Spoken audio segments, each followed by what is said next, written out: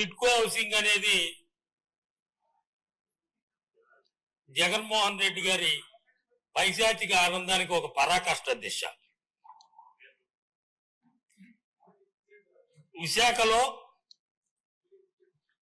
2014-19 సమయంలో నిజమైన పేదవారందరికీ ఇల్లు ఇవ్వాలనే ఉద్దేశంతో చంద్రబాబు నాయుడు గారి నాయకత్వంలో అప్పటి కలెక్టర్ గారు యూసిటీ డిపార్ట్మెంట్ వారితో నగరంలో ఉన్న పేదవారందరినీ ఇంటింటికి సర్వే చేసి 1,20,000 మంది లబ్ధిదారులు ఉన్నారని ప్రకటించడం జరిగింది అధ్యక్ష.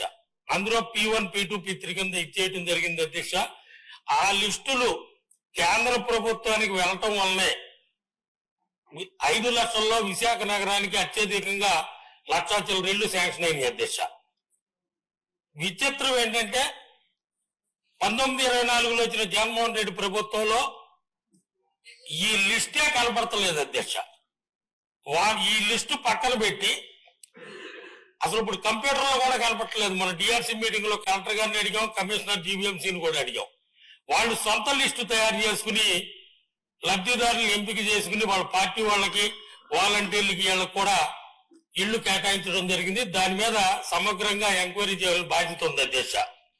ఇకపోతే వైజాగ్ లో టోటల్ గా 24,192 ఇళ్లు శాంక్షన్ అయినాయి అన్ని నియోజకవర్గాలకి.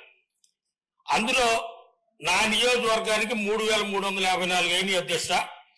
దబ్బంద అనే దగ్గర 1,920 ఇళ్లు శాంక్షన్ అయ్యి 1,500 మందికి అలాట్ చేస్తే ఒక్కళ్ళు కూడా దిగలేదు అధ్యక్ష. మెయిన్ రోడ్ నుంచి అసలు రోడ్డు కనెక్టివిటీ ఇప్పుడు వరకు లేదు. సైట్ డిస్ప్యూట్ అంటున్నారు.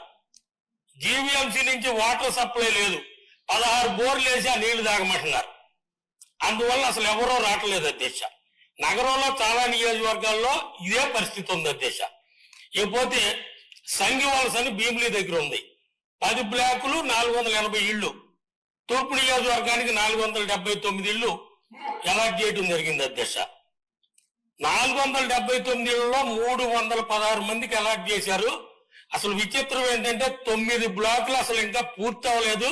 10వ బ్లాక్ ఇంకా 2వ ఫ్లోర్ పడుతుంది.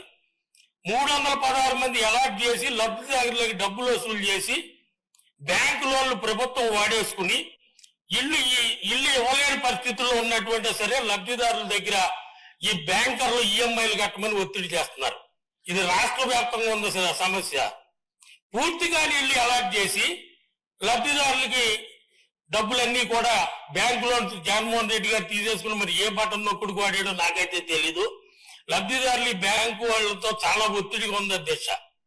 దయచేసి మీ ద్వారా నేను మంత్రి గారిని కోరుకుంటున్నాను.